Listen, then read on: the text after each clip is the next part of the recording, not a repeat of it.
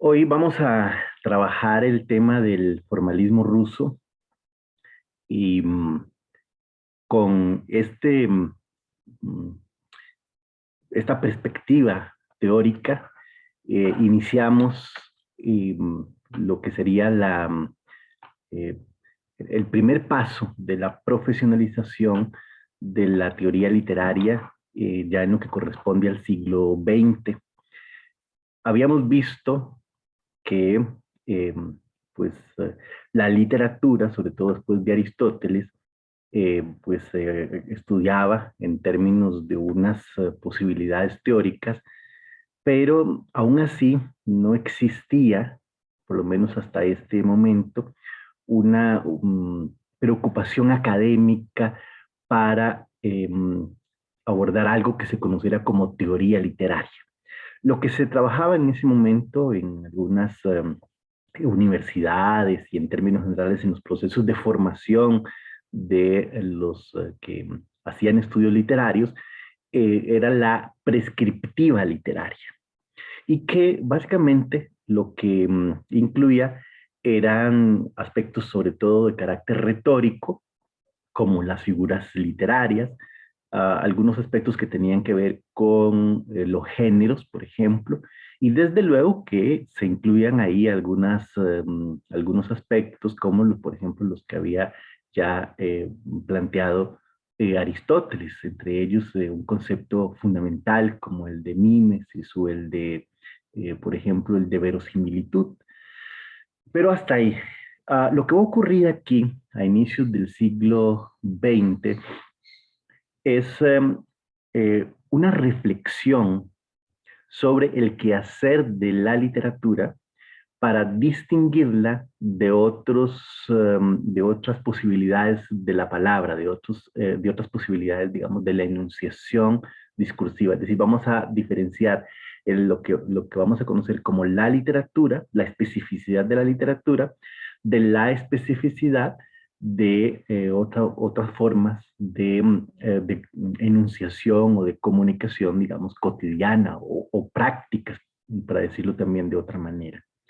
Ahora, en el siglo XIX, a finales del siglo XIX, nos vamos a encontrar con que sí hay un interés académico por la literatura. Sobre todo esto lo vamos a ver en Francia, donde después de los aportes del positivismo, sobre todo la propuesta que hace Auguste Comte, pues en Francia vamos a encontrar un gran interés por la cuestión científica y los estudios literarios pues van a estar también vinculados con este proceso. Claro, también en Alemania y en otros lados vamos a encontrarnos con eruditos que estudian la literatura, que se dedican, por ejemplo, a estudiar la historia de la literatura. Pero en Francia específicamente, este interés científico hace que aparezcan nombres como Gustav Lanson, por ejemplo, que propone un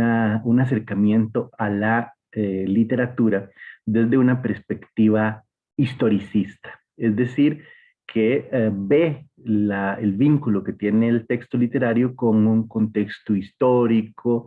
En ese sentido, eh, Lamson sería el pionero de los estudios o uno de los pioneros de los estudios sociológicos, ¿sí? Bueno, ya teníamos también antecedentes, como por ejemplo Madame de Staël, entre otros pensadores franceses previos que ya más o menos habían emprendido esta tarea. Eh, Hay una confrontación ahí mismo a finales del siglo XIX que se va a dar sobre todo entre una propuesta que desarrolla un francés, Saint-Beuve, que lo voy a ver ahorita con más detalle, que él propone que para estudiar la literatura hay que dar cuenta de la intención del autor. A esto se le va a conocer como intencionalismo. Y a esta propuesta que busca, digamos, conocer los detalles, a veces incluso los chismes de la vida de los escritores para explicar cuál es la intención que está detrás de la obra literaria, a esta idea se van a oponer otros autores como, por ejemplo, Proust o Anatole France, y van a plantear una libertad a la hora de enfrentar el texto literario. A esta libertad subjetiva le vamos a llamar impresionismo. Pues bien, con estos antecedentes, en Rusia, fundamentalmente unos lingüistas que lo vamos a ubicar en Moscú y en San Petersburgo, a principios del siglo XX, van a hacer un replanteamiento de estas ideas. También van a enfrentar a un ucraniano, un lingüista ucraniano, en ese momento muy conocido, que es Potevnia, y que este lingüista defendía la idea de que la poesía era una especie también de pensamiento, ya que tenía una capacidad una capacidad simbólica a través de la imagen de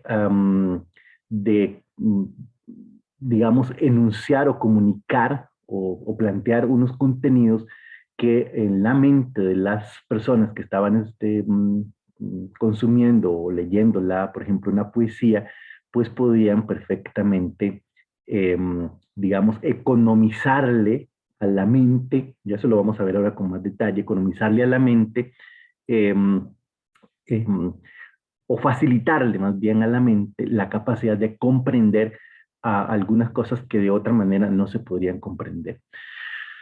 Este grupo de lingüistas de principios del siglo XX también van a enfrentar esta idea de Potefnia. Principalmente esto lo va a hacer Víctor Shklovsky, de que vamos a ver hoy El arte como artificio, que es una lectura, un texto que él va a escribir en 1916 y que es fundamental para comprender este proceso histórico.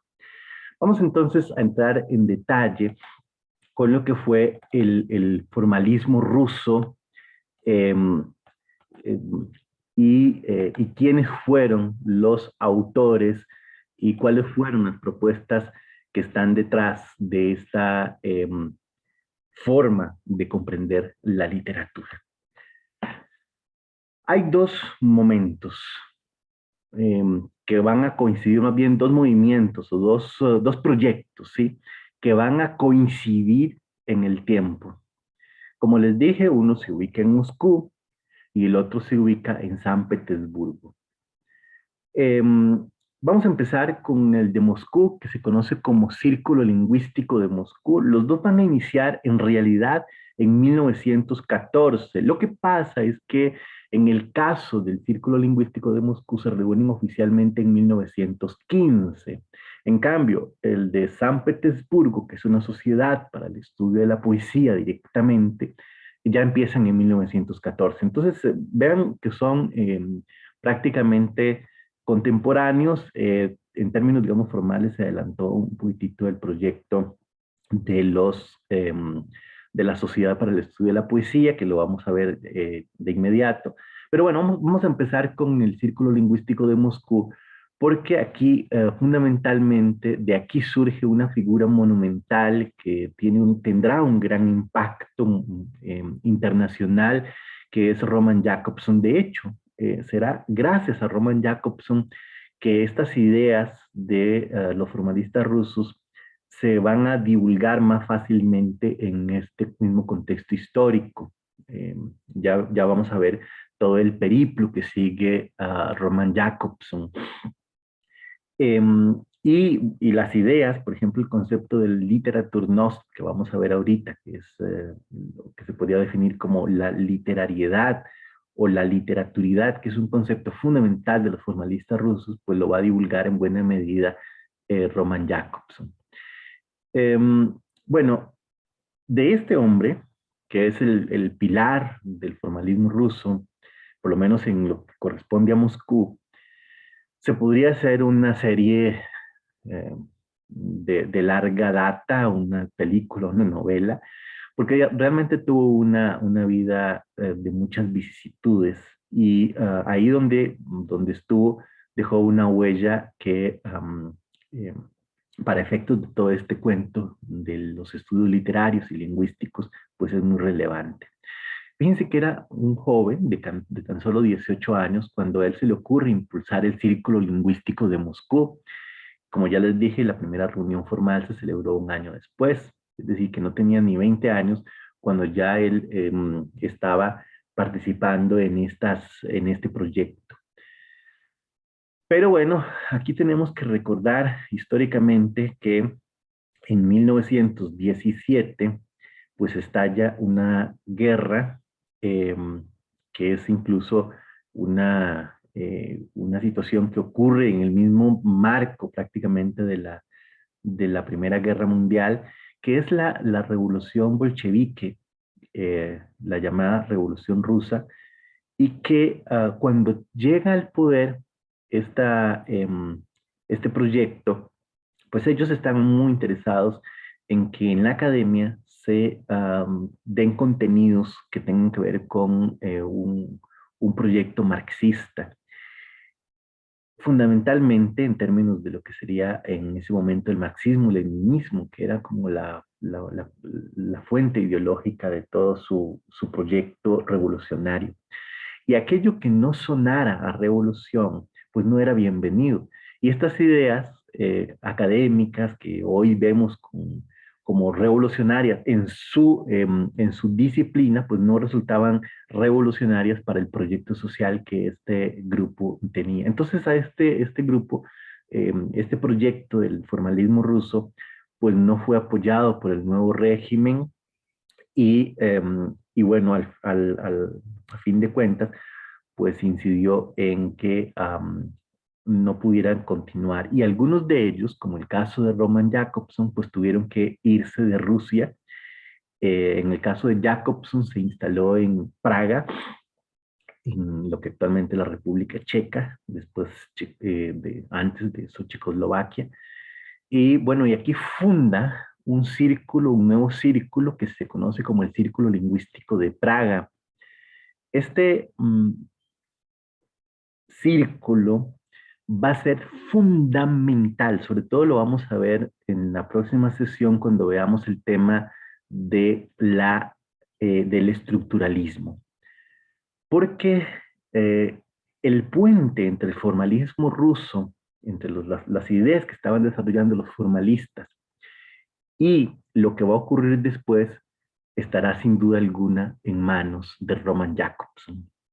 De hecho, Jacobson es el que va a plantear eh, el concepto de estructuralismo con el que se conoce actualmente a todo lo que fue esta continuación del formalismo ruso.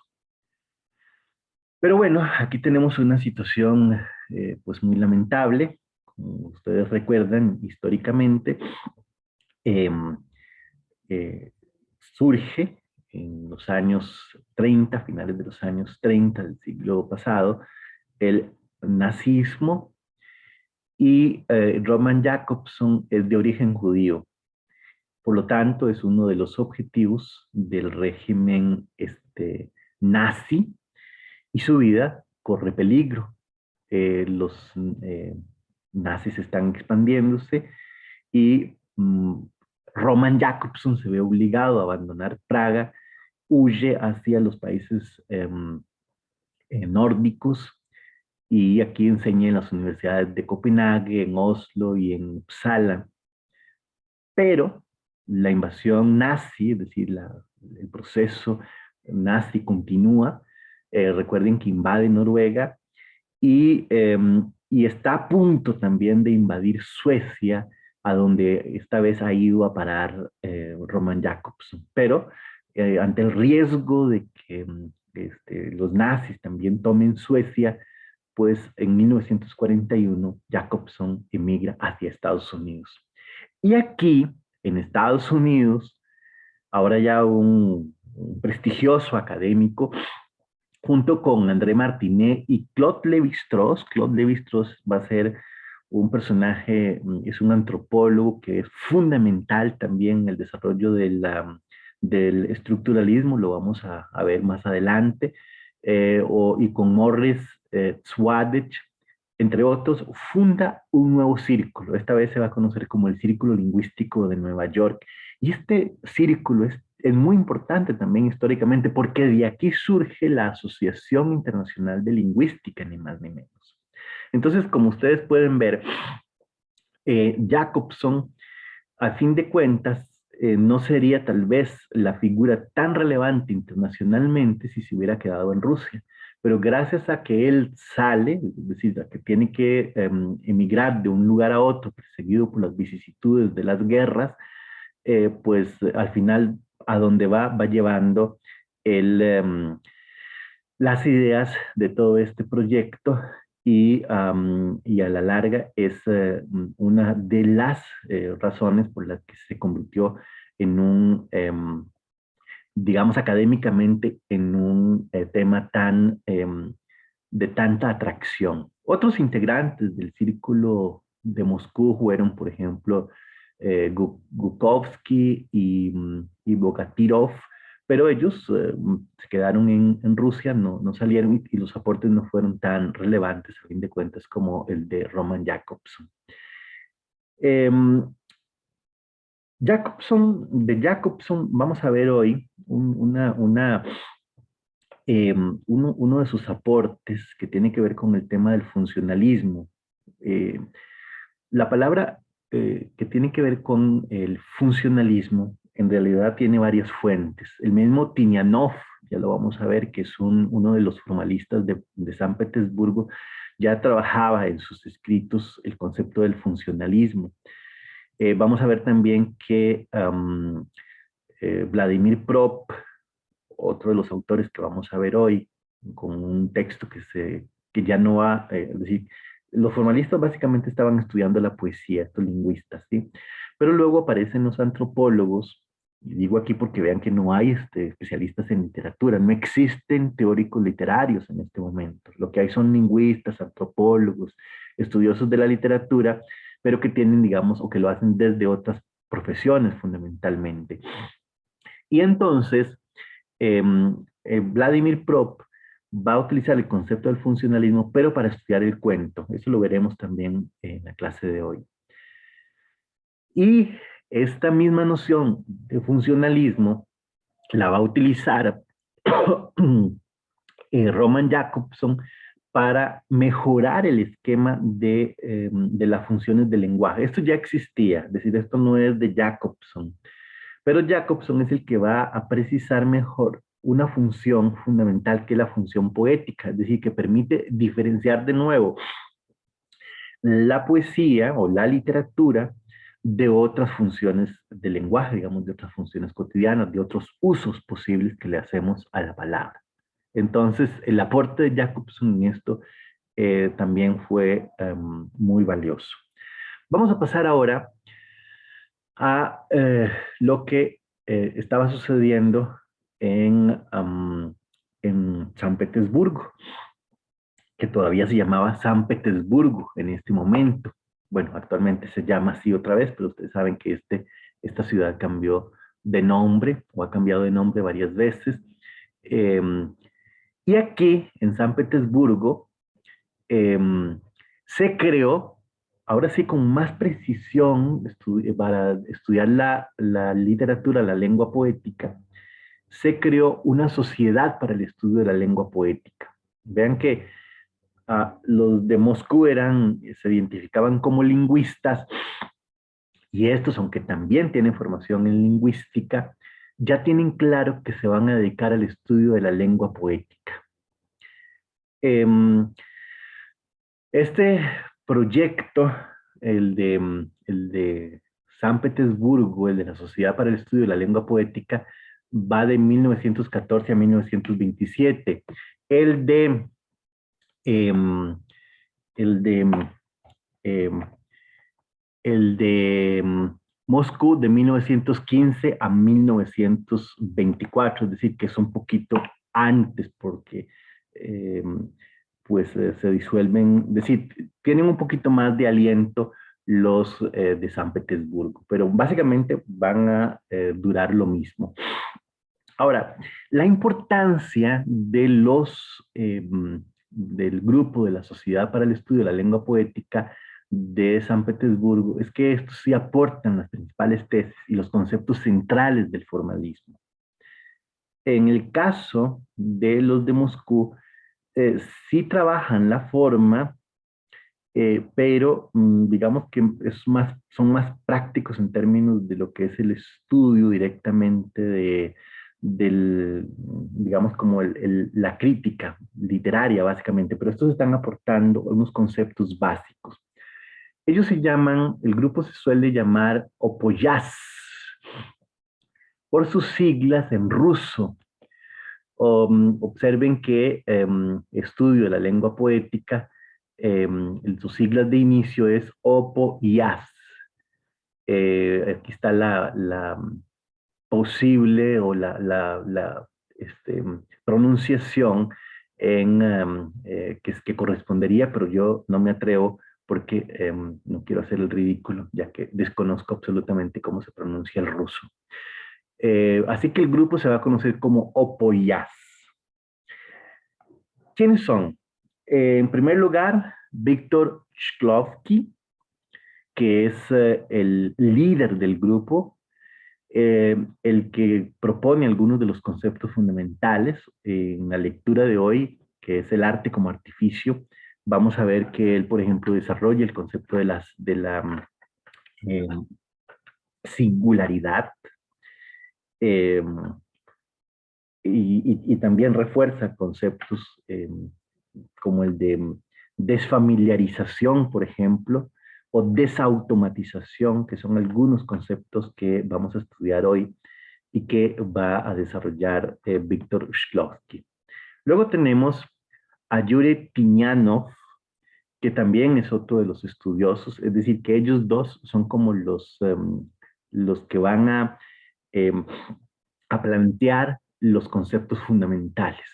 Se les van a unir Boris Tumachevsky y Boris Eichenbaum, que en alguna medida estos dos van luego a hacer algunos replanteamientos de las tesis más, em, digamos, radicales que proponen en su origen, en sus inicios, Shklovsky, es principalmente Shklovsky y en alguna medida Tinianov. Pero todos, en términos generales, luego van a ir como modificando algunas de las ideas que en su momento plantearon. Sobre todo, el planteamiento más radical de ellos consiste en defender que el estudio de la poética, es decir, el estudio de la lengua poética, se debe enmarcar únicamente en la investigación de la forma, en quedarse en lo que vamos a conocer como lo inmanente, es decir, lo que es lo que son las particularidades específicas de lo poético, de lo estético, y no en cuanto al significado que pueda tener esto. Es decir, ellos son radicales en que no importa lo que la obra poética signifique, lo importante es en qué medida la lengua poética desacomoda, por decirlo de alguna manera, el lenguaje cotidiano. Lo hace extraño, ya vamos a ver del concepto de extrañamiento que plantean ellos. ¿En qué medida se puede definir o cómo se puede definir esta condición de la lengua poética? Y es entonces cuando inventan el concepto de la literariedad, es decir, en qué consiste esta literariedad, en qué consiste esta especificidad de la lengua poética que la hace diferente de la lengua cotidiana, para poner, digamos, un ejemplo muy general, aunque ya sabemos que existen pues registros, múltiples registros, ¿verdad? Que van, digamos, desde el discurso periodístico, legal, religioso, académico, etcétera. Es decir, que la hace diferente de de los otros registros posibles, o como vamos a conocer en el futuro, digamos, de las otras posibilidades discursivas o de los otros discursos, ya sean estos discursos académicos, discursos médicos, discursos políticos, discursos religiosos, discursos científicos, etcétera. Entonces, eso es lo que ellos van a reflexionar. Ellos se van a centrar en el tema de qué hace diferente la lengua poética de las demás lenguas. Y por otro lado, entonces van a estudiar básicamente esas particularidades. Por ejemplo, si tenemos un poema, ¿qué vamos a estudiar de ese poema? Bueno, vamos a estudiar los rasgos, por ejemplo, fónicos, el ritmo, esos elementos que se pueden analizar sin tener que recurrir a explicaciones sobre el contenido o lo que pueda significar el texto. Hay un poeta que voy a mencionarlo acá, que no forma parte del grupo, digamos, de teóricos, él no es un lingüista, pero está metido, se suele relacionar con el formalismo ruso, porque él era muy allegado al grupo de San Petersburgo y mucho de lo que él hace es utilizado por el grupo como para ejemplificar, es decir, que representa el estímulo creador para los formalistas rusos. Él es Vladimir Mayakovsky, que es un poeta que vivió de 1893 a 1930. Originalmente era un poeta de origen georgiano, y que, bueno, se hizo militante del partido bolchevique y que, pues en su momento, antes de que se diera la revolución, pues esto le causó algunos problemas. Bueno, en 1911 se unió a los a los primeros futuristas. Esta idea del futurismo como movimiento literario es propio de inicios del siglo XX. Hay lo vamos a ver en Italia, lo vamos a ver en varios lugares. Hay un espíritu de optimismo en relación con el futuro. La idea es que las máquinas que se están inventando, todas las posibilidades van a hacer que la sociedad tenga unas oportunidades novedosas. Claro, después se van a llevar los grandes golpes cuando aparezcan las grandes guerras, sobre todo las dos guerras mundiales, que contradicen radicalmente esa noción tan optimista que tenían estos poetas. Em, a partir de 1923 y 1928 trató de congregar en torno a la revista Lev, una revista importante que se editaba en Rusia en ese momento, trató de vincular ahí la vanguardia soviética. Pero a pesar de que él había militado en el partido bolchevique, esta idea, este tipo de poesía no era bien visto por el régimen stalinista, que buscaba fundamentalmente aquellos poetas realistas eh, que, eh, que pudieran eh, dar cuenta digamos, poetas socialistas que pudieran dar cuenta de aspectos más bien, digamos, a favor de la revolución, y estos estaban hablando de otras cosas.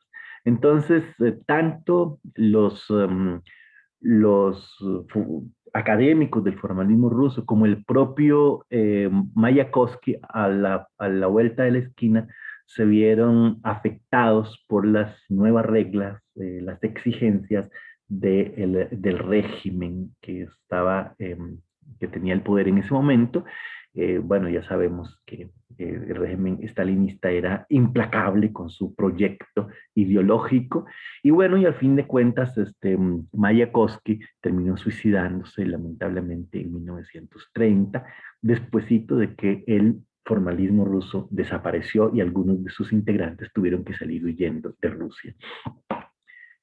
Vamos a ver ahora, ya vamos a entrar en materia sobre los aspectos del formalismo ruso. Lo primero eh, es que, como ya dije al inicio, el formalismo reacciona contra el positivismo histórico y la crítica impresionista.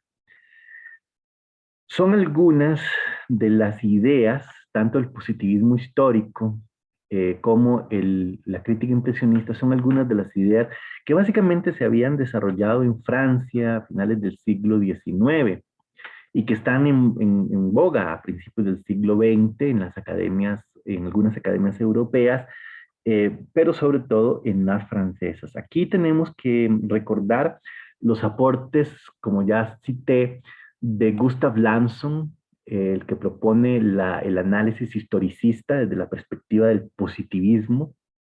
Él propone una sociología literaria como una formulación compleja de la relación entre las influencias sociales sobre un autor, las expectativas de los lectores y el texto. Esto es realmente, visto desde nuestra óptica actual, es pionero. Si bien es cierto, este historicismo de Gustav Lanson fue luego cuestionado y replanteado, y hubo una época en la que prácticamente, sobre todo en este apogeo que llegó a tener el estructuralismo, pues fue muy mal visto. A la vuelta de los años se retoman las ideas de Gustav Lanson, y hoy incluso el concepto de lansonismo, es decir, la palabra lansonismo, significa análisis, en teoría literaria, lansonismo se entiende como el estudio historicista de la literatura. O sea que pues es considerado a la vuelta pues muy importante. Pero en esta época cayó en desgracia cuando se da el apogeo de el estructuralismo gracias al impulso que van a proponer los formalistas rusos. Luego también tenemos, con menos éxito, porque este sí fue muy criticado en su época, el intencionismo, que es un planteamiento que hace un francés llamado Charles Sainte-Beuve, en el que considera que uno puede encontrar la intención de la obra literaria revisando la biografía de los autores. Y como les dije antes, esto llegó a veces a un nivel de exageración, porque en la búsqueda de lo que los autores habían hecho en sus vidas, pues terminaba preguntándose por cuestiones tan íntimas como las creencias o sus cuestiones de amatorias, etcétera, etcétera.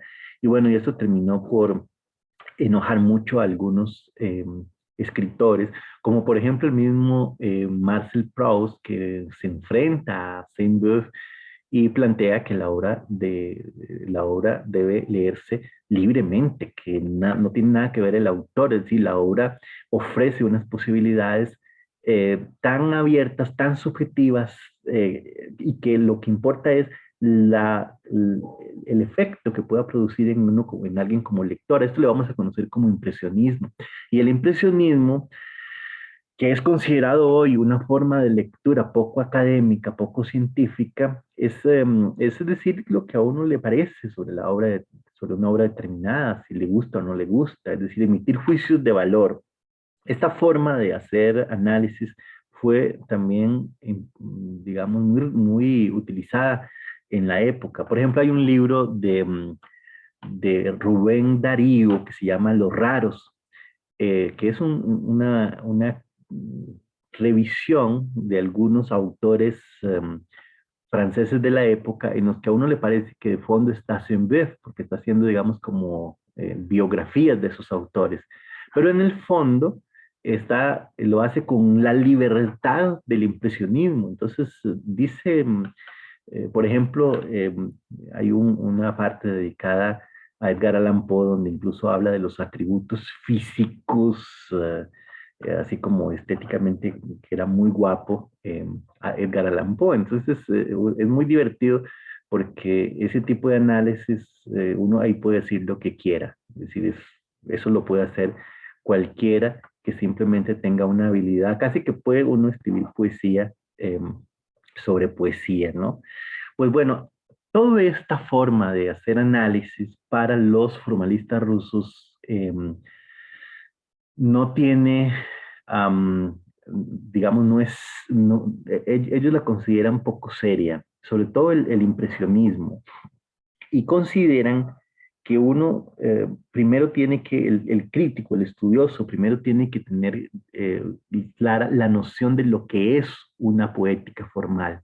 Es decir, qué métodos, qué cualidades estéticas son esenciales en la obra. Y una vez que uno pueda definir eso, entonces vamos a ver fundamentalmente algunos aspectos formales de la obra, aspectos visuales, como por ejemplo la forma, la composición, los colores, la estructura, o aspectos fónicos, como por ejemplo el ritmo de un texto literario, de un poema, por ejemplo, y no sobre las cuestiones de, históricas o las biografías del autor o las ocurrencias que a mí me parezcan sobre el texto literario. Para comprender este proyecto de los formalistas rusos, hay que entender que ellos entonces no avalaban el, la idea del significado que tiene la obra, o que tiene, digamos, una metáfora, o que tiene un poema, sino que ellos, repito, se quedaban en la parte de la forma. Por eso a ellos los van a llamar formalistas. Ellos no se bautizaron a sí mismos como formalistas. Esto es muy importante. Ellos no se nombraron como formalistas. Fueron digamos, los detractores o los críticos que para burlarse de ellos los llamaron formalistas. Sin embargo, ellos dijeron, ok, pues sí, somos formalistas y que es lo que somos formalistas. Entonces, al final de cuentas, se quedó así como formalistas, pero ni el círculo lingüístico ni la Sociedad para el Estudio de la Lengua Poética en su momento se denominaron o se bautizaron a sí mismos como formalistas, a diferencia de los estructuralistas, que los estructuralistas sí se bautizaron como estructuralistas. El nombre, de hecho, lo puso Roman Jakobson, ¿sí? Entonces, ¿cuál es en qué consiste esta eh, mm, idea de que lo que vamos a ver es la forma? Bueno, recordemos que un signo se compone de dos partes. De un significante, que es como decir la palabra, si yo hablo castellano y en una conversación escucho perro o leo la palabra perro, ya sea el sonido perro, digamos, la cuestión sonora que yo percibo, o la imagen, digamos, de la palabra, inmediatamente eso es un significante que me remite al animal.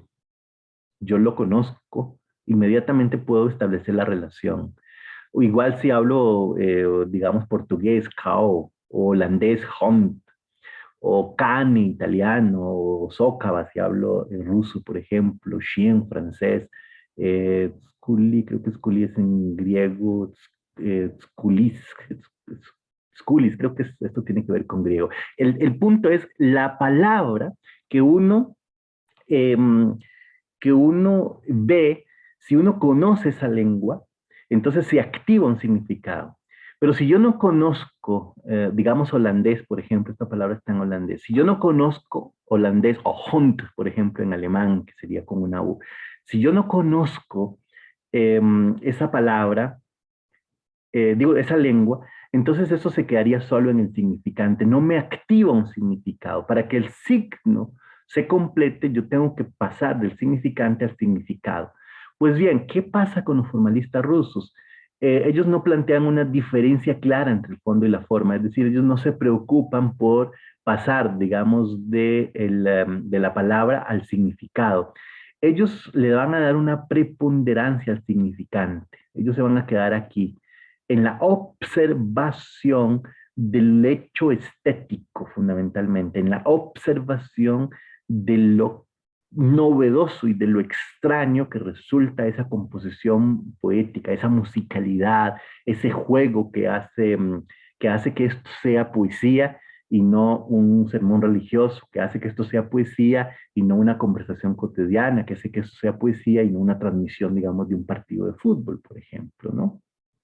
Claro, ellos aquí van a obviar que también en la cotidianidad hay múltiples metáforas, ya esto lo vamos a ver más adelante, ¿no? Es decir, y que en un chiste, por ejemplo, puede haber tanta literatura, o en un anuncio publicitario puede haber también una gran creatividad lírica, por ejemplo, pero ellos en este momento, pues todavía no conocían, digamos, estas nociones tan claras de la publicidad. Entonces, para ellos hay una gran diferencia entre la lengua poética y las otras formas de la cotidianidad. Y ellos se van a centrar en esto fundamentalmente. Y es aquí, entonces, donde van a proponer un concepto para ver esa especificidad. Este concepto lo vamos a llamar en ruso, lo vamos a llamar literaturnost o literariedad. Literaturidad o poeticidad también se podría traducir, pero normalmente se traduce como literariedad. Consiste en el carácter específico de la obra literaria, es decir, aquello que hace que una obra dada sea una obra literaria y no una obra de otra clase. La literariedad entonces se presenta en las obras literarias en todas las épocas, ahí donde hay literatura, en cualquier sociedad donde haya literatura, ahí hay literariedad. Es entonces intemporal y depende de una serie de regularidades tanto internas como externas. Hace que un texto funcione como hecho literario. Entonces, la literariedad de alguna manera es análoga a un concepto que ya nos lo había planteado Aristóteles. ¿Recuerdan? El concepto de verosimilitud. Porque Aristóteles también reflexionó sobre esto y planteó que la poética, a diferencia, por ejemplo, de la historia, ya el mismo Aristóteles también hizo estas acotaciones, ¿no? Es no se enuncia como una mentira, la historia se enuncia como una verdad. Entonces uno podía pensar que la ficción, que la poesía, que el teatro, etcétera, se enuncian como una mentira. Aristóteles planteaba que en realidad aquí tenemos que hablar de verosimilitud, es decir, algo que se parece a la verdad.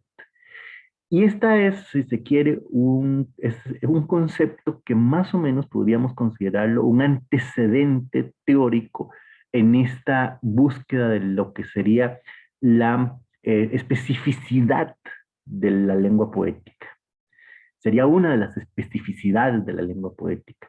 Hoy que hemos avanzado en esto, la pragmática nos ha enseñado que la literatura en sus múltiples géneros, es tan solo una de las múltiples posibilidades que tienen la cultura, que tienen las sociedades para enunciar en sus posibilidades, digamos, cotidianas la palabra. Es decir, así como hay un discurso poético, un discurso literario, también hay un discurso, digamos, periodístico, un discurso jurídico, etcétera, etcétera. Es decir, que el discurso literario es solo uno de los tantos. Pero en aquel momento se quería ver que existía la lengua poética y el resto de posibilidades de la comunicación humana. Digamos como que eso se dividía únicamente en dos. Hoy sabemos que esto es muy plural, incluso lo vamos a saber gracias a Otto Russo, que vamos a estudiar más adelante, gracias a Mikhail Bakhtin, que lo vamos a ver en próximas clases. Hoy sabemos entonces que en realidad no hay una especificidad de la literatura, hay una especificidad válida para cualquier otra área de los discursos culturales. Jacobson decía que el objeto de la ciencia literaria no es la literatura, sino la literariedad, es decir, lo que autoriza a distinguir lo que es literario de lo no literario. La obra literaria entonces es un sistema estructurado y jerarquizado de procedimientos artísticos. Y ahora vienen los conceptos fundamentales para explicar cómo se da esta literaturnost, es decir, esta literariedad, es decir, cómo ven ellos que se podría definir o especificar esta diferenciación entre lo que es la lengua poética y lo que sería la lengua cotidiana, como lo veían ellos, ¿verdad? Como dividido en dos planos de posibilidades de lenguaje. El primer concepto para explicar la lengua poética es van a utilizar la palabra ostraneñe, que se puede traducir como extrañamiento o desfamiliarización. Y son aquellas intervenciones sobre las formas artísticas que tienen como objetos el hacerlas extrañas en su misma naturaleza. propone una nueva perspectiva de la visión habitual de la realidad al presentarla en contextos diversos a los acostumbrados y al representarla de un modo en el cual se nota que la representación es una ficción, por ejemplo, una exageración, lo grotesco, la parodia, el absurdo, etcétera, etcétera, etcétera. Es aquello que hace que me saque de onda, por decirlo así en términos cotidianos, algo que me resulta eh, tan extraño que yo me quedo en, como querían los formalistas rusos, me quedo ahí metido diciendo esto es muy raro, muy curioso, pero no voy más allá. Por ejemplo, si yo tengo voy a ejemplificarlo con un cuento famoso de un mini cuento del guatemalteco Augusto Monterroso, que es famoso. Cuando despertó, el dinosaurio todavía estaba allí. Para un formalista ruso, el hecho de que aparezca la palabra dinosaurio, un animal eh, que desapareció, o, o digamos un conjunto de especies de animales que desaparecieron hace millones de años, es muy extraño que yo pueda poner en esta época un dinosaurio. Y yo me quedo entonces con la extrañeza, no corro a decir qué puede significar el dinosaurio. Si el que estuviera leyendo esto fuera Potevnia, ya vamos a hablar de Potevnia, el teórico del siglo XIX, el ucraniano que creía en lo simbólico, que defendía lo simbólico, para Potevnia esto tendría un sentido. Eh, Esto significaría quizá la dictadura, tomando en cuenta, digamos, la vida o la biografía de, de Augusto Monterroso. O a lo mejor podría significar la enfermedad. Es decir, es algo que me asusta en última instancia. Es decir, hay una explicación. Pero para los formalistas rusos no tiene sentido hacer esta explicación. Es decir, los formalistas rusos se quedarían ahí viendo la extrañeza, viendo, digamos, lo novedoso, lo singular de esta idea y no nos llevan a una explicación, ¿sí? Porque ellos se quedan en el significante, no van al significado. Esa sería la gran diferencia entre unos y otros.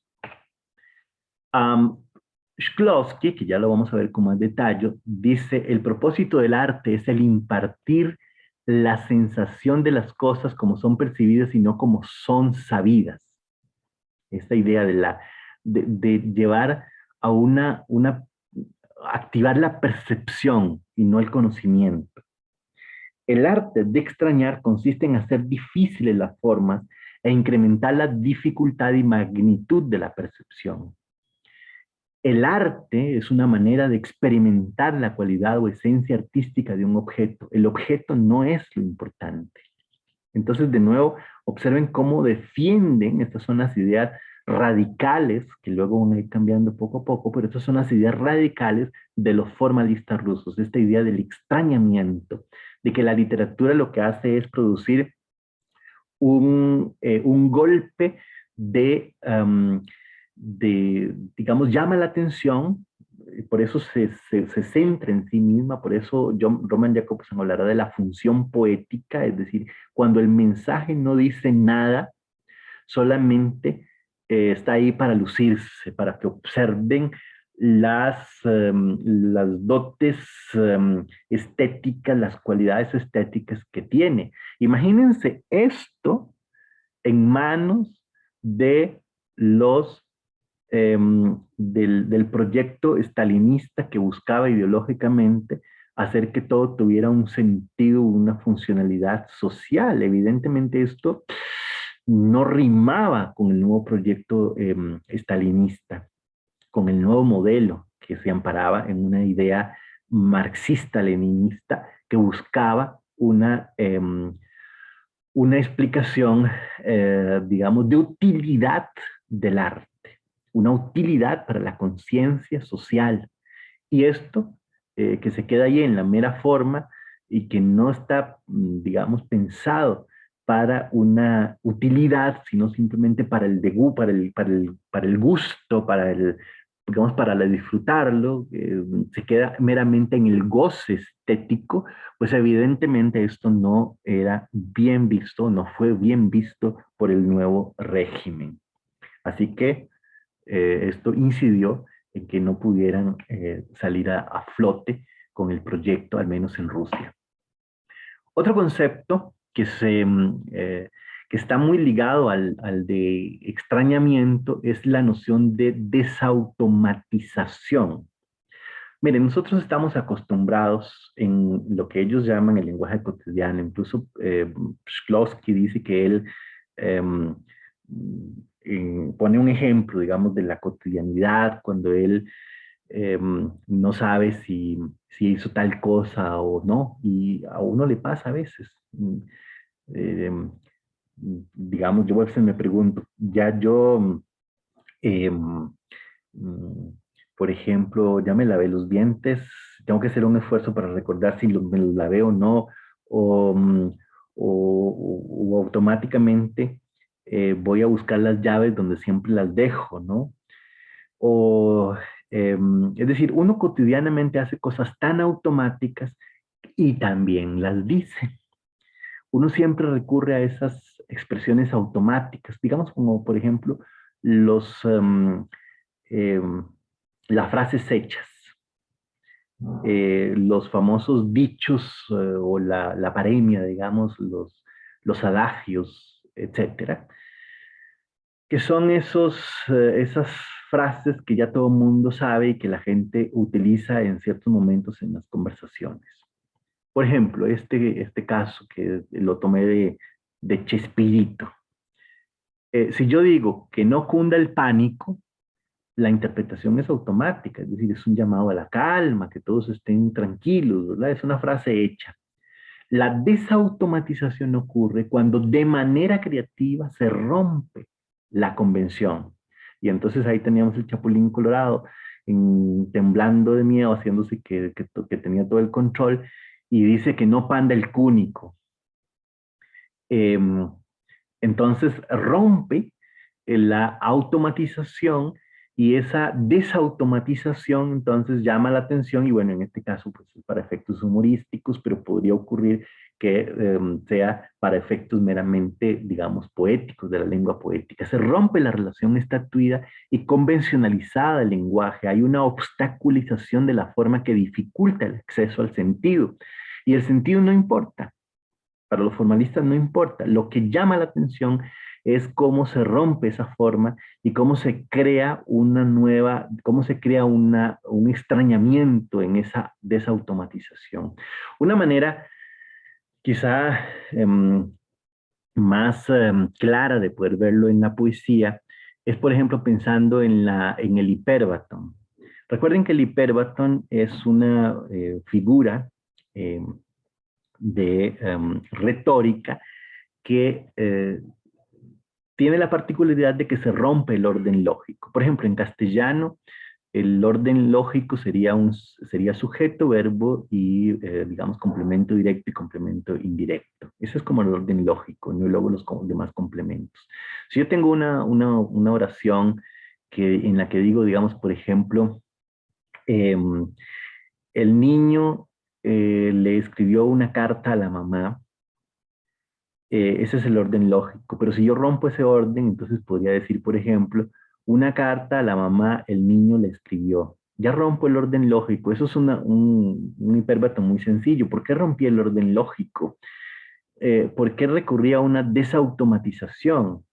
Entonces esto puede ser que llame la atención, pero bueno, en poesía hay ejemplos muy exagerados de hipérbaton. Piensen en la poesía de Luis de Góngora, por ejemplo, que es el gran referente del barroco, que es esa complicación de la forma que hace que se oscurezca el sentido mediante esas rupturas habituales.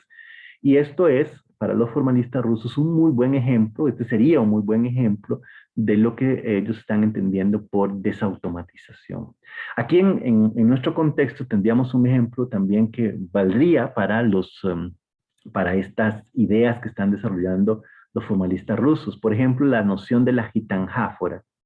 La gitanjáfora era un juego que recurría mucho a esas ocurrencias que a veces hacen los niños, ¿no? Que mataril, eril, lerón, etcétera, que son juegos de lenguaje, que son, em, qué sé yo, a veces se dice, por ejemplo, abracadabra, patas de cabra.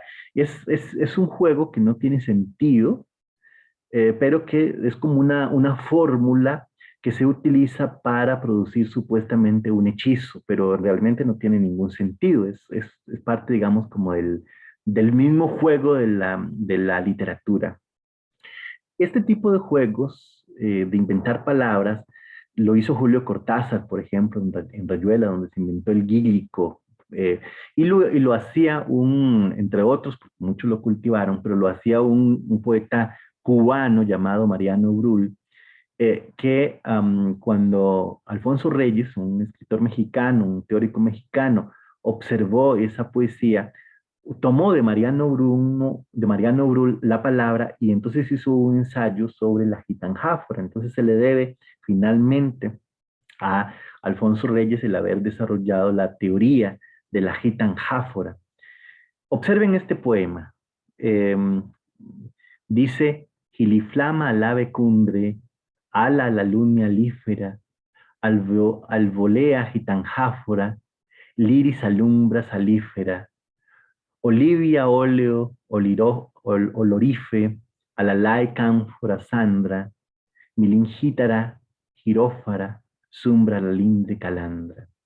Es musical, es como inventarse un conjunto de palabras que parece que están en otro idioma, pero que realmente no están en ningún idioma, sino es un juego nada más de los sonidos.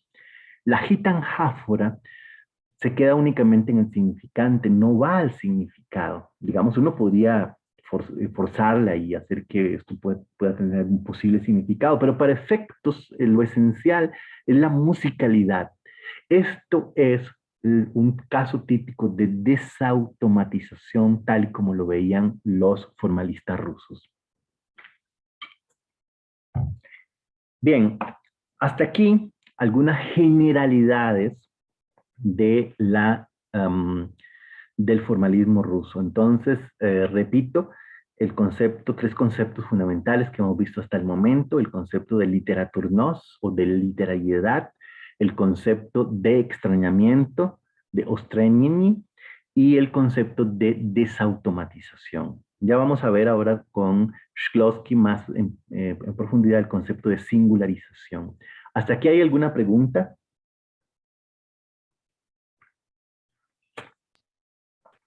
Profe, Todo claro. yo, Sí, bueno, un ejemplo, no sé, se me ocurrió, la gitanjáfora no es como cuando, bueno, a veces uno pequeño jugaba con la palabra fa, no podría ser un ejemplo también. cómo jugaba con la palabra fa. Se inventaba un código donde le ponía fa a cada... Ajá, sí, exactamente. Bueno, sí, podría ser No, lo que pasa es que esto era un juego de niños, pero al final porque yo me acuerdo que yo lo hacía con la sílaba K, y más o menos todavía me acuerdo, cayó, carré, cacuer, do, cacó, cacom, casé, casí, ca, y lo hacíamos y jugábamos, y claro, algunos lográbamos entendernos, llegábamos a cierto nivel de comprensión. Entonces, este era un juego para, digamos, em, cifrar o para esconder lo que queríamos decir de otras personas. Simplemente era un juego de niños. Algo hay de eso, sí, pero aquí siempre había, se buscaba un significado. En el caso de la gitanjáfora, em, pues es básicamente para lograr una musicalidad, pero sí está conectado. De alguna manera hay una relación, Joseph. Y la gitanjáfora sí, tal vez ya no es muy conocida, pero se practicó en el siglo XX bastante. En América Latina muchos escritores la cultivaron. Eh, y hay experiencias en otros países donde se sigue trabajando el juego de los sonidos. Yo he visto, por ejemplo, poetas todavía Por ejemplo, hace poco vi en Nueva York un poeta que hacía unos sonidos, eh, se inventaba sonidos así guturales, etcétera, etcétera, y decía que eso era poesía. Sé que existe, por ejemplo, en Rusia, no hace mucho, algunos proyectos eh, que buscan, digamos, trabajar esto. Esto en las vanguardias se hizo mucho también. Así que ha habido bastante este tipo de juegos con el sonido eh, en la poesía. ¿Alguna otra pregunta?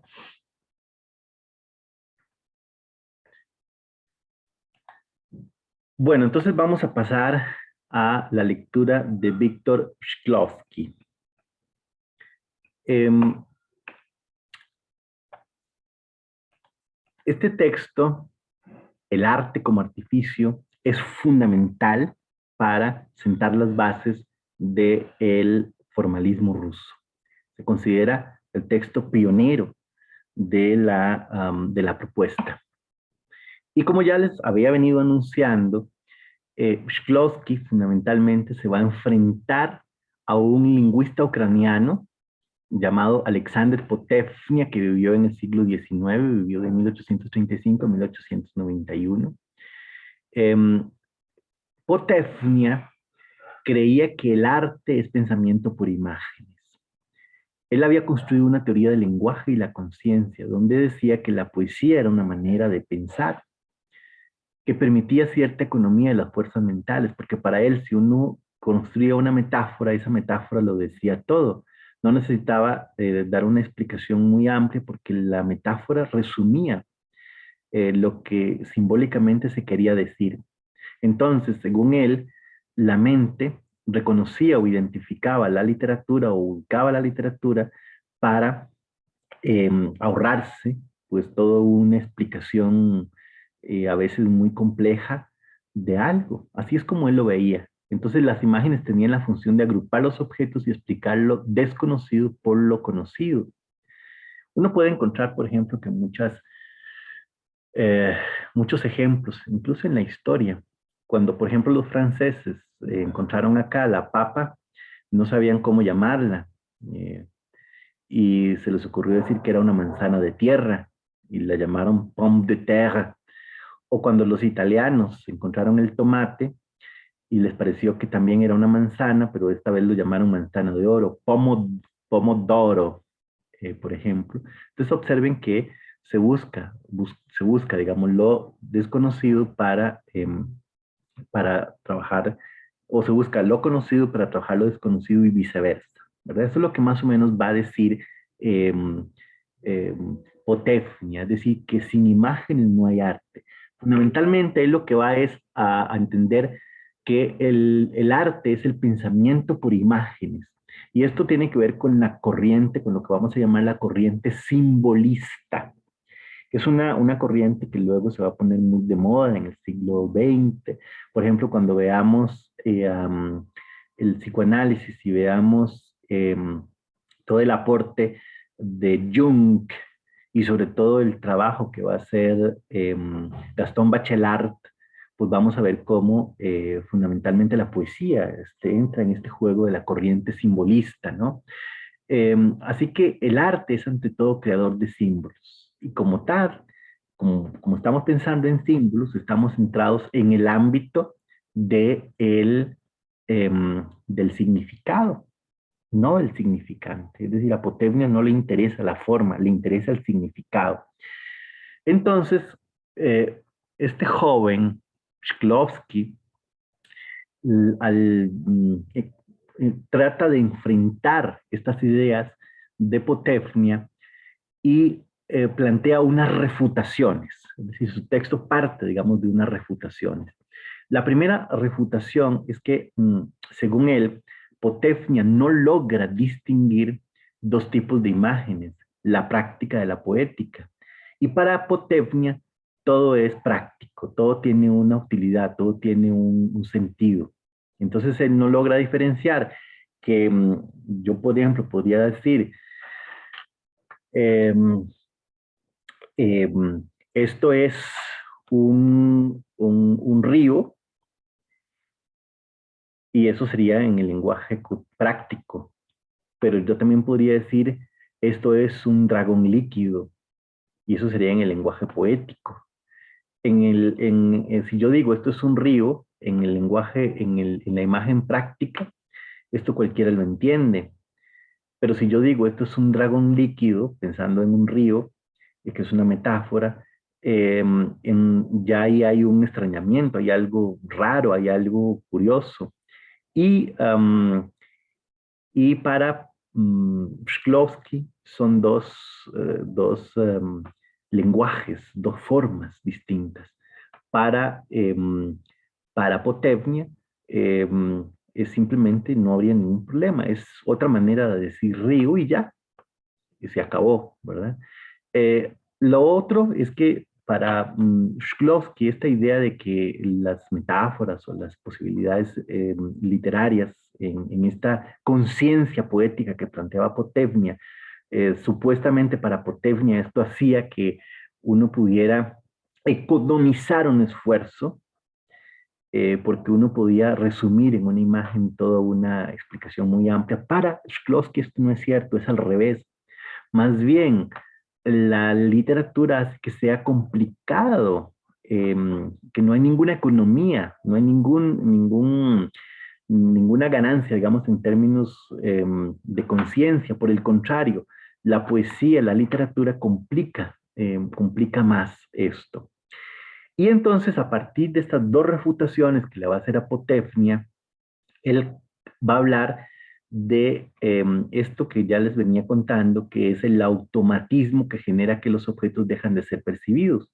Y él decía, vivimos en una sociedad en la que estamos tan acostumbrados a hacer las cosas de manera automática que prácticamente no tenemos conciencia de las cosas. En cambio, si yo con la literatura digo algo novedoso, entonces yo me voy a detener a observar esto, me va a llamar la atención, como dije antes, me va a sacar de onda. Y a esto lo va a llamar la singularización. La singularización es algo nuevo, algo novedoso, algo singular, algo que no se había dicho nunca y que gracias a esta forma nueva, a esta estrategia estética, a este proyecto, digamos, de que es un poema, por ejemplo, vamos a encontrar algo singular, algo novedoso, algo nuevo. Y esta singularización lo que permite es romper con la automatización de la vida cotidiana. La singularización entonces consiste en mostrar los objetos o los seres al margen de su utilidad, lo que sabemos y de la frecuencia con que los hemos visto, como algo que nunca antes habíamos percibido. Y esto entonces, esta novedad no tiene que ver con la práctica, digamos, con la cotidianidad. Esto forma parte de un nuevo registro, es decir, hay una función distinta en el arte, que luego vamos a llamar función poética o función estética. Otros también en esta época la llamarán función autotélica. Auto significa en sí mismo y telos es el fin, el propósito, ¿verdad? Ya viene, digamos, por ejemplo, televisión, que es el mandar algo, digamos, el ver a distancia, el tele. Es decir, en este caso, el fin, el proyecto hacia donde se dirige es hacia sí mismo. Y por lo tanto, entonces, la singularización busca que en que el arte en realidad sea un planteamiento de algo singular, algo totalmente nuevo, y no como planteaba Potefnia, que forma, digamos, parte de una conciencia eh, y que lo asemeja, digamos, al, a lo cotidiano, él lo distingue, lo diferencia. Eh, entonces, así las cosas, eh, esta insistencia en la forma, eh, sin embargo, planteaba un problema que parecía a la postre una contradicción. Y es que, ¿cómo puedo saber yo que algo es singular si solamente me quedo en la forma? La única manera de saber que algo es singular es que lo pueda relacionar con la realidad. Y al relacionarlo con la realidad, con el contexto, requiero necesariamente salirme del texto para probar que esto es singular. Entonces, el extrañamiento, la noción de singularización, requieren probarlo en función o en comparación con el lenguaje cotidiano. Porque de lo contrario, si yo me quedo solo ahí, metido en el texto, sin hacer una correlación, entonces, pues no puedo probarlo. Así que para probarlo tengo necesariamente que recurrir al contexto. Y esto ya me saca, digamos, de esa idea de que teníamos que quedarnos solamente en la forma. Y esto también tiene otro problema. Y es que muchas de las obras, eh, ya sea poemas, o piensen en un cuento, piensen en una novela, piensen en una obra de teatro, no están hechas todas para que se produzca un extrañamiento. En realidad muchas se producen con una intención de comunicarle al público algo, comunicarle un mensaje eh, a veces de carácter histórico, político, psicológico, etcétera, etcétera, pero siempre hay algo que va más allá. Y si yo me niego a observar esto, voy a impedir que buena parte del proyecto literario, en realidad, de lo que, digamos, de la intención que tienen los escritores, pues se cumpla, porque no todo el arte está hecho nada más para digamos, crear un extrañamiento. Entonces esto me lleva a que los propios formalistas empezaron a darse cuenta de que estaban exagerando un poquito en esta idea de defender la forma únicamente.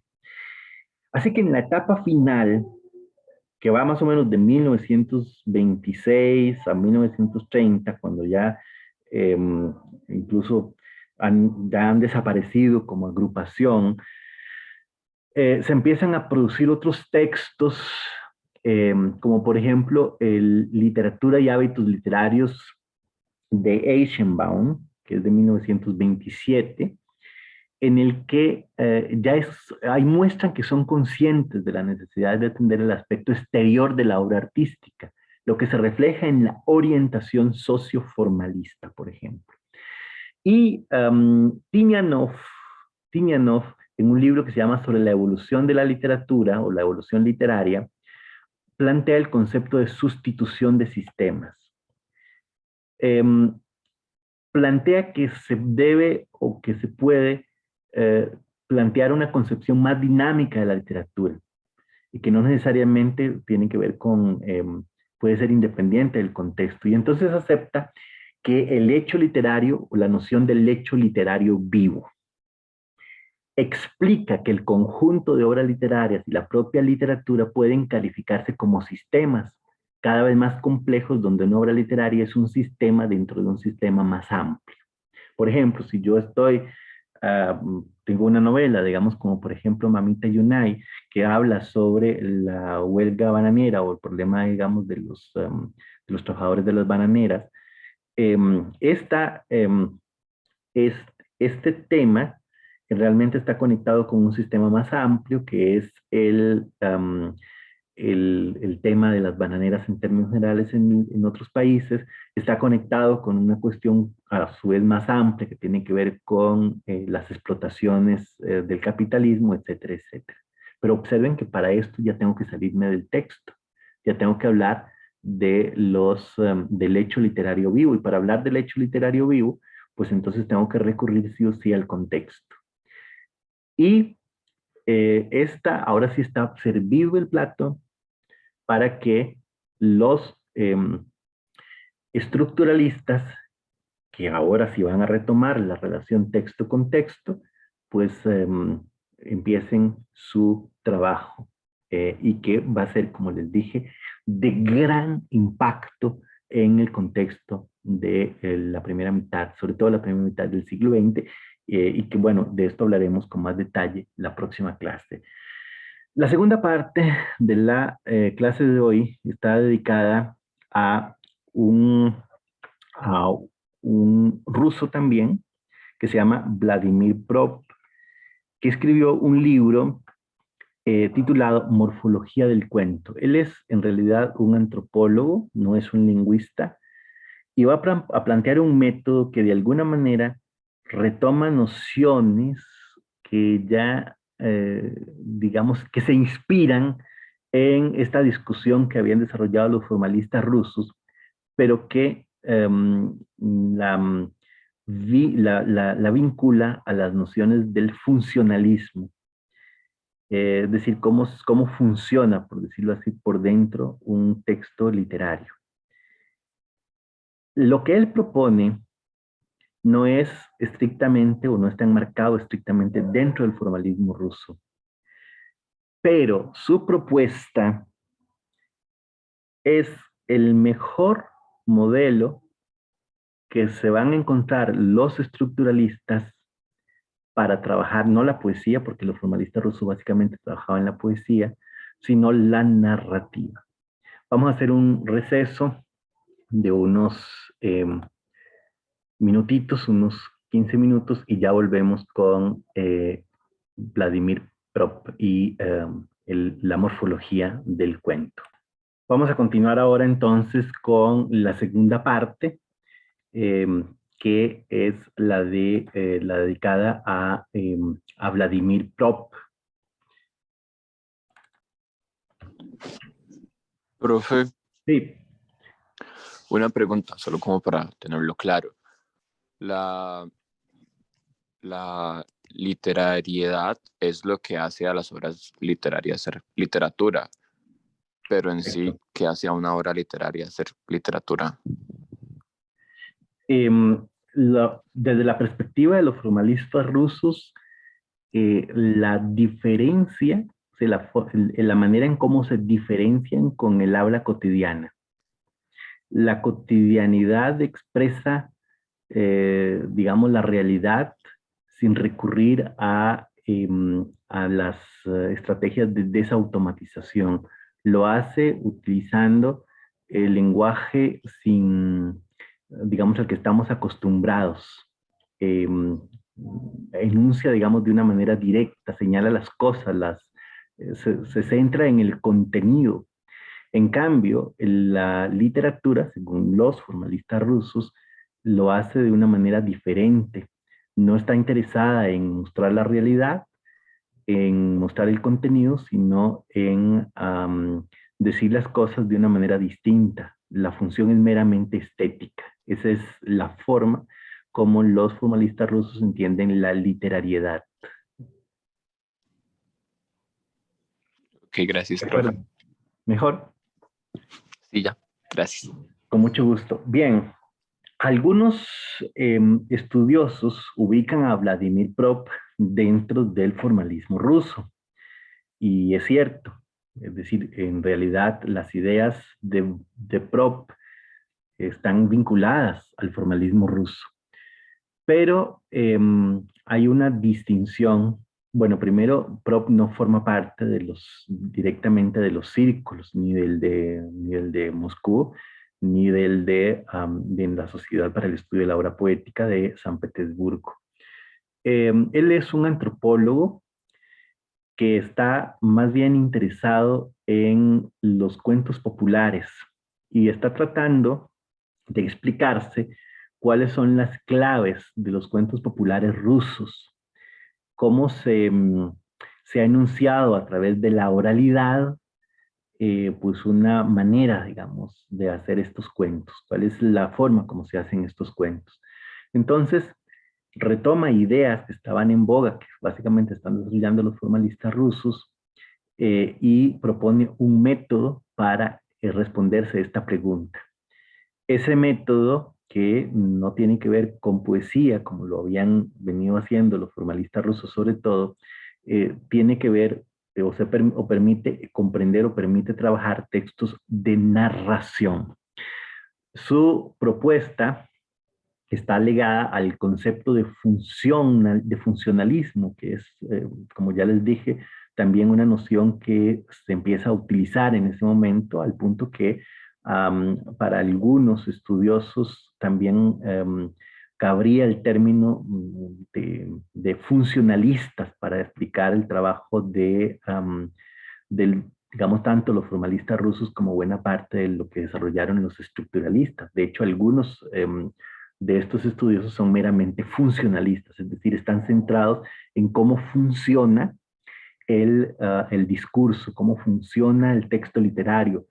De hecho, las funciones del lenguaje que desarrolla, que digamos que afina, porque no son originalmente de Jacobson, pero que Jacobson afina, están centradas en las funciones del lenguaje, ¿sí? Es decir, la literatura es una... aquí estamos tratando de explicar cómo funciona en última instancia la literatura. Entonces, bajo esta premisa del funcionalismo, Vladimir Prop va a proponer un método para explicar cómo funcionan los cuentos rusos. Imagínense lo que significa tomar la totalidad de los cuentos rusos y tratar de resumirlos en unas acciones. Él no utiliza el concepto de acciones, este va a ser un concepto que se va a poner de moda a futuro, pero que va a resumir, digamos, como los elementos centrales o los elementos más recurrentes, básicos, irreductibles de la totalidad de los cuentos rusos. Este resumen de esas funciones elementales de los cuentos rusos, él las va a llamar las funciones, y él dice que son 31 en total, ya vamos a explicarlas. Además de eso, él identifica un conjunto de personajes que intervienen en estos cuentos. En total identifica 7 personajes básicos que él resume en el héroe, el, el objeto del deseo, que puede ser, digamos, la enamorada del héroe, etc. Ya los vamos a ver. Esta síntesis de personajes fundamentales que intervienen en el relato va a ser muy útil también como método a futuro para los estructuralistas cuando tengan como misión clasificar las tipologías, digamos, de actores, que lo van a llamar los actantes. En el futuro me escucharán hablar de actantes. Por ejemplo, Jürgen Algerd Greimas hablará o propondrá un modelo actancial muy relacionado o a partir de lo que propuso Vladimir Prop. Pero bueno, entremos en materia para ir explicando cómo es que él plantea estas 31 funciones en los cuentos populares. Él las va a dividir en funciones de planteamiento, funciones de nudo y funciones de desenlace. Planteará que las funciones de planteamiento, o propondrá que las funciones de planteamiento son básicamente 6. Recuerden que estas funciones no es que todas estén en todos los cuentos, sino que, digamos, en un cuento puede haber 10 en total, o digamos de las funciones de planteamiento, en un cuento puede haber 1 o 2 o 3. Y en las de desenlace, que son la mayoría, porque hay muchas maneras en que se puede terminar un cuento, pues puede haber solo 1 o puede haber solo 2, ¿verdad? Entonces, incluso hay un juego como en este que aparece aquí en las imágenes, como especies de cartas donde uno tiene la posibilidad de, digamos, uno tiene el grupo de las funciones de planteamiento, luego tiene el grupo de cartas de las funciones de nudo y tiene el grupo de cartas de las funciones de desenlace. Entonces, tiene derecho a sacar 1 o 2 cartas, digamos, en las funciones de planteamiento. Y tiene derecho a sacar 5 cartas o 6 en las funciones de nudo y tiene derecho a sacar 2 o 3 cartas en las funciones de desenlace. Entonces, con esas cartas, uno escoge las que más le convengan y arma un cuento. Entonces, esta es una técnica muy recomendada para enseñarle por ejemplo, en un taller, para enseñar a escribir cuentos, para mostrar que también el azar puede ayudar en este proceso, porque finalmente son los elementos posibles de los cuentos.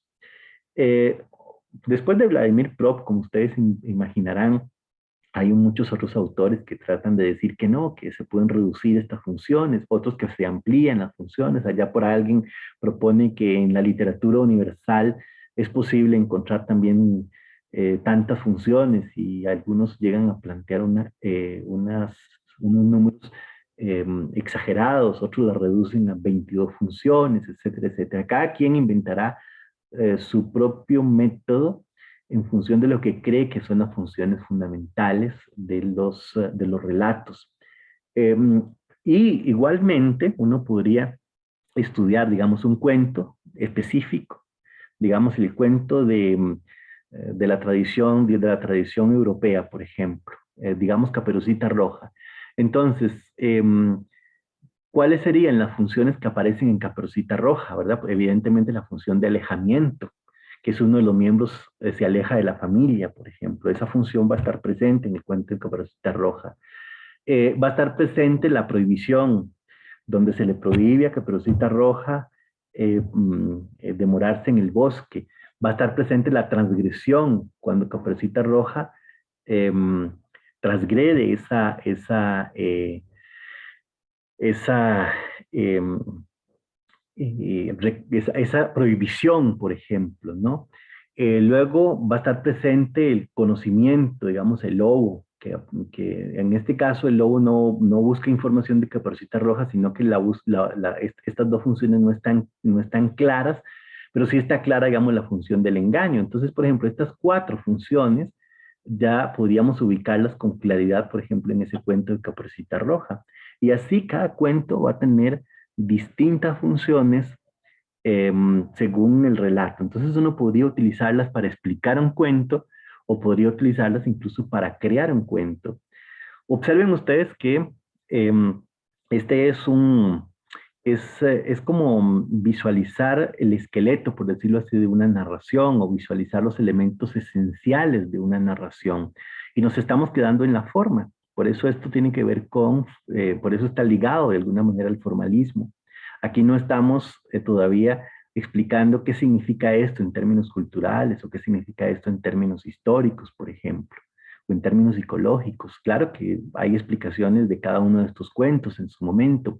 Aquí estamos utilizando una manera que a los estructuralistas les va a resultar perfecta para su trabajo posterior.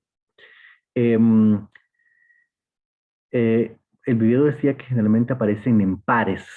Perdón, no entiendo su pregunta. Joseph, ¿me puede explicar qué significa que decía que generalmente aparecen en pares? Digamos, es que en el video cuando yo lo vi decía como un ejemplo que suelen, o sea, obviamente son muchas funciones, entonces evidentemente no aparecen todas, sino que lo que hacen es que a veces, no sé, aparece el alejamiento con la prohibición o la transgresión con el conocimiento. Entonces, en ocasiones en el video decía que suelen aparecer en pares, obviamente porque son muchas funciones. Sí, correcto. Es una posible explicación, es decir, que a veces están relacionadas unas con otras. Por ejemplo, em, casi siempre que hay una prohibición aparece una transgresión. Es decir, si aparece una prohibición en un cuento, ¿qué sentido tiene que se proponga la prohibición si no se transgrede? Es decir, entonces el cuento no tendría mucho sentido. Es decir, si el protagonista cumple la prohibición, entonces no pasa nada. Es decir, para que ocurra algo tiene que transgredirla, para que sea interesante, para que luego esto nos lleve al nudo de la historia. Entonces, tiene sentido de que estén conectadas o que estén relacionadas unas con otras. Em, Les decía que este método entonces resultó perfecto para el trabajo que sigue de los estructuralistas, porque vamos a encontrar una manera de explicar el relato a partir de la visualización de esos elementos, digamos, de la historia. Ya no vamos a contar la historia como quien cuenta, como quien va al cine y luego viene a contarle a los amigos de qué trató la película, sino que ahora vamos a tener un método a partir de unos elementos que puede ser que aparezcan o no en ese relato. Y esto es un método, digamos, académico que va a resultar muy exitoso. Luego, es decir, Vladimir Prop se inventa esto y lo que va a pasar luego es que los diversos teóricos le van a hacer ajustes, digamos, van a afinar, por decirlo así, este invento. Como es el caso, por ejemplo, ya vamos a ver de los actores que identifica o los personajes que identifica Prop. Luego tenemos otros teóricos que afinan y proponen el modelo actancial, que ya es un modelo, digamos, que tiene una validez para casi que cualquier relato. Vamos a ver, por ejemplo, que algunos formalistas, algunos estructuralistas hablarán de secuencias para explicar, por ejemplo, para describir una novela. Hablarán y esto lo veremos en la próxima clase, hablaremos de secuencias, por ejemplo, secuencias de enlace, de continuidad, de enclave, o hablaremos, por ejemplo, de acciones, porque también podríamos hablar de que estos son acciones, digamos, acciones fundamentales. Prop habla de funciones porque estaba de moda el tema de las funciones, pero esto podríamos también hablar de acciones esenciales de la obra, digamos, de cómo se dan estas acciones. Entonces, bueno, cómo lo hace Vladimir Prop? Bueno, él dice, por ejemplo, la primera función que yo identifico es el alejamiento. Entonces, uno de los miembros se aleja de la familia. Y lo que él va a hacer es que, con base en los cuentos, entonces él nos va a dar una explicación. Casi que cada uno de estas 31 funciones corresponde a un capítulo entero, porque cada uno está ampliamente explicado en función de los casos concretos que él va encontrando en la literatura rusa, por ejemplo. Entonces la prohibición, bueno, aquí recae una prohibición sobre el héroe, la transmisión, la prohibición es transgredida. Aquí empieza, digamos, como a ponerse, aparece el malo de la película, entonces aparece un antagonista que intenta obtener información del héroe, luego recibe la información del héroe y con base en esa información va y lo engaña. El antagonista intenta engañar al héroe para apoderarse de él o de sus bienes. Entonces esto es ya como se va creando la trama, por ejemplo, de sus cuentos. Luego aparecen las funciones de nudo. Recuerden que el concepto de nudo esa noción viene desde Aristóteles. Esta la va a desarrollar en el neoclasicismo.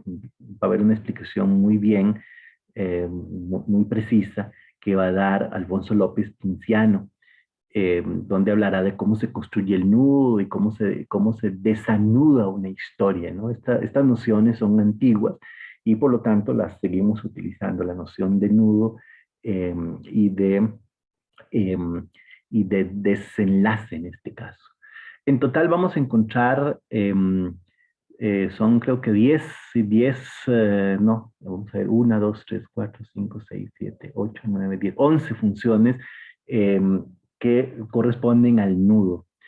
Aquí tendríamos entonces complicidad, la víctima se deja engañar y ayuda así a su pesar. La fechoría, que es cuando el agresor daña a uno de los miembros de la familia o le causa perjuicios. La carencia, cuando falta uno de los miembros de la familia, uno de ellos tiene ganas de poseer algo.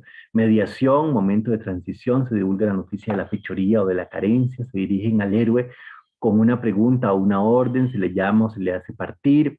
Principio de acción contraria, el héroe buscador acepta o decide actuar.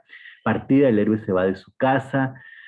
Primera función del donante, el héroe sufre una prueba, un cuestionario, un ataque que le preparan para la recepción de un objeto o de un auxiliar mágico. Reacción del héroe, el héroe reacciona ante las acciones del futuro donante. Recepción del objeto mágico, el objeto mágico pasa a disposición del héroe. Desplazamiento, el héroe es transportado, conducido y llevado cerca del lugar donde se halla el objeto de su búsqueda. Y combate, el héroe y su agresor se enfrentan en combate. El héroe recibe una marca. Miren, cualquier parecido de todas estas historias con los juegos de video actuales no es mera coincidencia. Es que buena parte, digamos, de las acciones a las que estamos acostumbrados se fundamentan en estos cuentos. Entonces ahí aparecen confrontaciones, aparecen objetos mágicos, aparecen objetos del deseo, en el sentido, digamos, de los personajes que tienen sus aliados, sus amantes, sus amores, pues, etcétera, etcétera. Y de nuevo, estos elementos puede ser que aparezcan o no aparezcan en el relato. ¿De acuerdo? Y vamos ahora a las funciones del desenlace. Como les decía, esto es un libro entero. Aquí esta es un resumen, porque, bueno, tampoco tiene sentido analizar cada uno de los elementos, porque sería meternos, digamos, en la especificidad de los cuentos rusos. Aquí lo que nos interesa es la metodología, es decir, que ustedes conozcan la metodología. ¿Cuáles son las funciones de desenlace? La gran mayoría de las funciones son de desenlace, porque acuérdense que el desenlace puede ocurrir de muchas formas. Cada cuento tendrá una manera distinta de terminar. Entonces, Vladimir Prop identifica estos posibles desenlaces. Victoria, el agresor es vencido. Reparación, la fechoría inicial es reparada o la carencia colmada. La vuelta, el héroe regresa. Persecución, el héroe es perseguido. Socorro, el héroe es auxiliado. Llegada de incógnito, el héroe llega de incógnito a su casa o a otra comarca. Pretensiones engañosas, un falso héroe reivindica para sí pretensiones engañosas. Tarea difícil, se propone al héroe una tarea difícil. Tarea cumplida, la tarea realizada. Ven, por ejemplo, estos vienen en par. Si aparece esta, necesariamente aparece este otro. Reconocimiento, el héroe es reconocido. Descubrimiento, el falso héroe, el agresor, el malvado queda desenmascarado. Transfiguración, el héroe recibe una nueva apariencia. Castigo, el falso héroe, el agresor es castigado.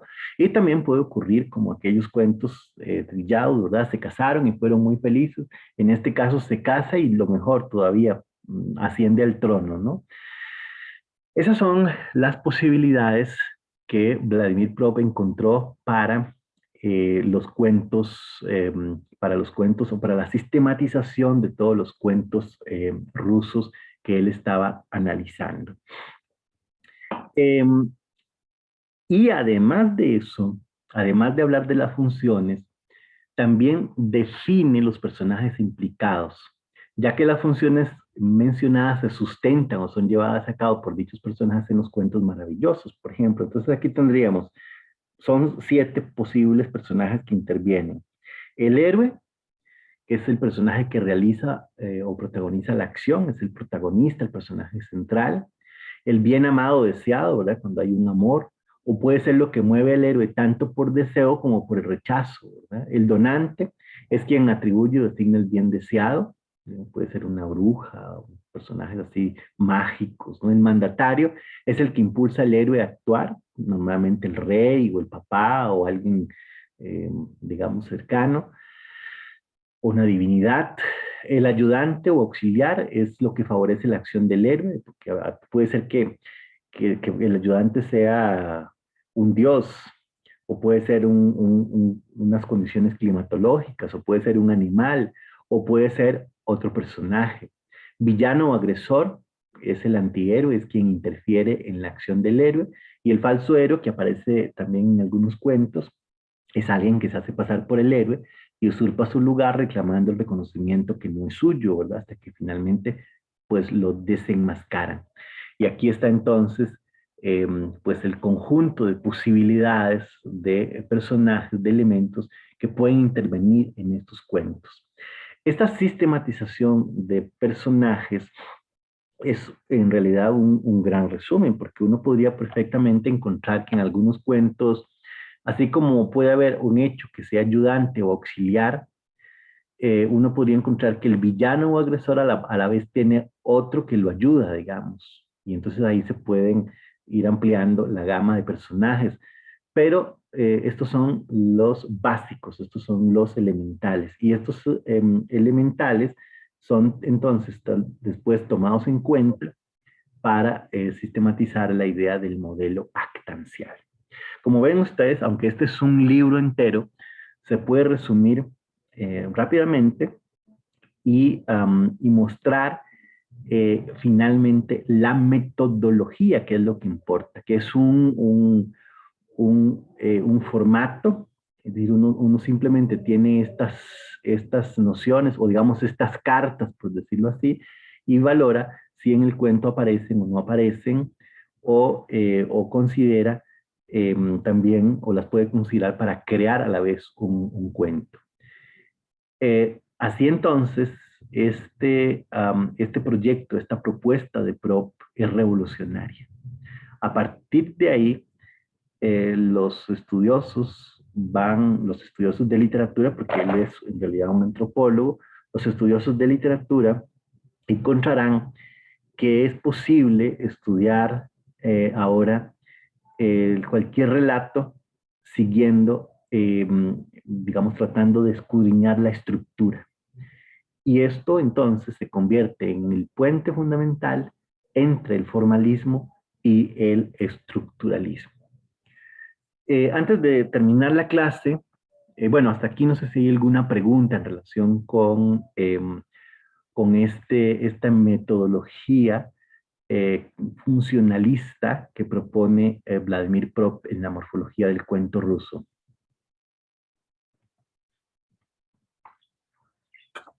¿Está claro? Sí, profe.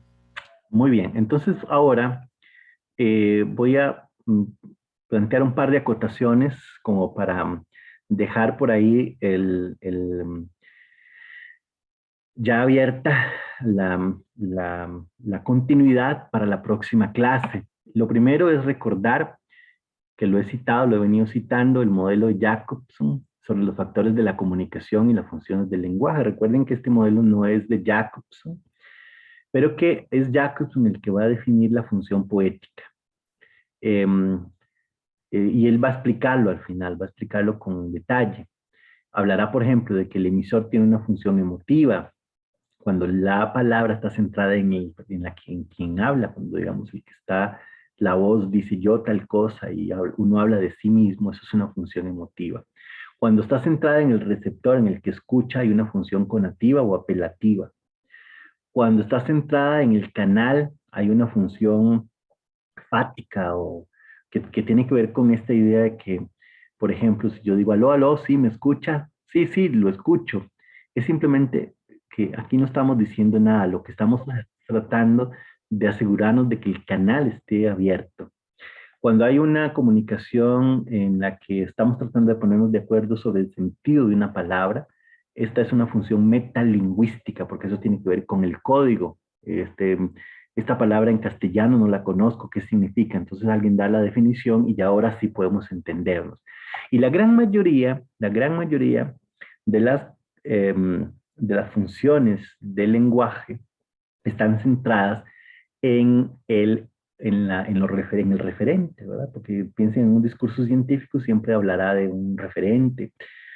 Casi que cualquier discurso que no esté hablando de uno mismo o que esté dándole órdenes al otro, está hablando de alguien, de un tercero. Esta es la función referencial. Hasta ahí todo está claro, porque estas son las posibilidades, digamos, de las funciones del lenguaje. Pero Jacobson plantea una especificidad que tiene que ver con esto, con el mensaje. Cuando el mensaje no está preocupado por emitir un contenido, digamos, por establecer un referente, sino que está preocupado por su propia estética, por su propia belleza, digamos, por su propio pavoneo, por decirlo de alguna manera, entonces tiene una función puramente estética o poética. O como también se le va a llamar una función autotélica, una función que tiene que ver con con un fin en sí mismo, y que es el que finalmente que se define como literariedad. Entonces ahí estaría el extrañamiento, ahí está la desautomatización, ahí está la singularidad de la que hablarían los formalistas rusos. Y una acotación, la próxima semana vamos a trabajar más de lleno el tema del Círculo Lingüístico de Praga, así que ahora nada más una pequeña acotación. Se funda en 1926, lo integra un grupo de lingüistas checos, Willem Matthesius, Habranek, Franka, Wagner, y tres investigadores rusos, Karchevsky, Jacobson y Trubetskoy. Y es Jacobson el que va a utilizar, el que va a acuñar el término estructuralismo en 1929 para referirse a las teorías del grupo. Y en los años 30 se unen estudiosos más jóvenes como René Wellek, que se va también para Estados Unidos y que es fundamental allá en Estados Unidos en el desarrollo del New Criticism. Félix Vodivka, Petruski y Vashik son algunos de los que se unen posteriormente. Aquí va a ser fundamental Mukarovsky, que dada la primera definición de estructura como un conjunto de elementos estéticamente actualizados y agrupados en una compleja jerarquía cuasi cohesionada por el dominio de uno de los elementos sobre el resto. Esto es una definición que da en 1931 y con esta definición más el concepto de estructuralismo, el formalismo ruso se transformará o continuará sin duda en este proyecto que es la búsqueda, digamos, de la estructura del texto literario. Tanto el formalismo como el estructuralismo son teorías que se conocen como descriptivas y que fundamentalmente están pensadas en la inmanencia del texto, es decir, en la parte en lo que el texto tiene en su estructura, digamos, como si uno pudiera pensar el texto como un cuerpo y lo que vamos a estudiar es cómo está compuesto, digamos, anatómicamente ese cuerpo. El estructuralismo, claro, que dará pasos hacia la dimensión del contexto, ya lo dije, pero lo fundamental va a ser la búsqueda de la forma, la estructura. Seguiremos metidos en la inmanencia. Hasta aquí entonces el tema de la clase de hoy.